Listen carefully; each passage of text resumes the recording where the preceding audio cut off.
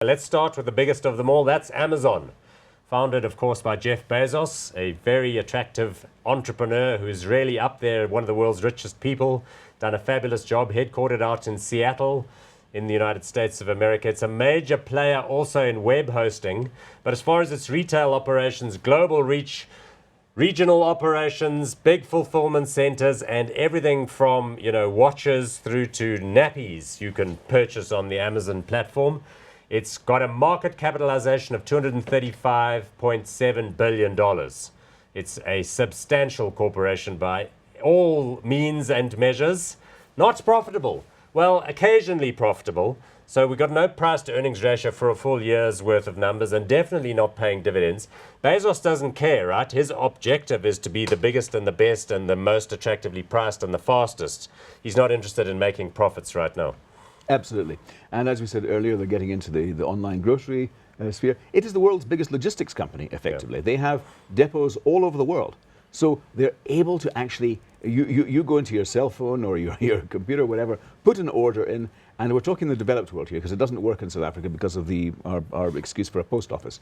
So the cost of doing business here, because if you buy from Amazon, you have to go through a courier, and it kind of negates a lot of the actual cost reductions there. But in the developed world, it's quite incredible. And I think over time, what's going to happen is eventually more and more people, you're going to get that huge traction taking place. More and more people are going to be using the likes of Amazon and other big online retailers, and they're going to move gradually away from bricks and mortar. And I think that's what Bezos is after. Yeah. Look, I mean, I'm an Amazon customer, and the way I do it is I sort of save up my purchases.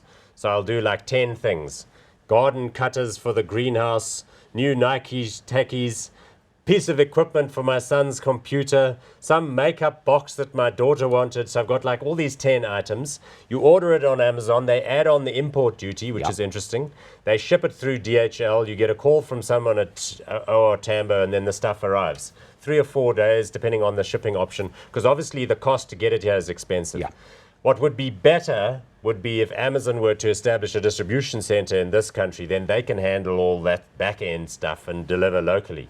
But I guess it's a question of which markets are big enough for them. Exactly. And this one I isn't. think that's why Takealot, the amalgamation with Kalahari, which we'll talk about with, has actually worked quite nicely because they've filled a gap that Amazon isn't prepared to come in at this point. Okay, but now what about the fact that it has got no profits? Because it's a fabulous company. I know some people think it's ludicrously overvalued, that it will never make profits, that Bezos is insane and he just wants to get bigger and bigger and bigger.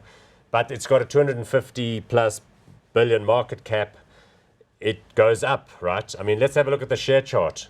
You would have been a fool to say this thing was too hot, because look at it. It's at nearly $500 a share. You could have bought them for less than 200 5 years ago. It's been a winner. Yes, in investment banking jargon, this is called going down the J curve. So you go down and down and down and down, and eventually the chances are you're going to turn around like that, and it's going to be a sharp upwards movement. And I think that's likely to happen, and it'll probably take place when you least expect it. And they've got this Amazon Prime thing in the US where if you're a Prime user, you pay $99 a month and then all your delivery and fulfillment's free. There are a whole lot of categories like movies and digitally delivered goods, which they're still making progress in. Some people say they're going to buy like a Netflix or something. I don't know. I mean, I own a lot of Amazon stock. Our clients own Amazon stock. I'm definitely hot on it. How about you? Oh, absolutely. Very hot indeed. Excellent. Glad to hear it. Good. Now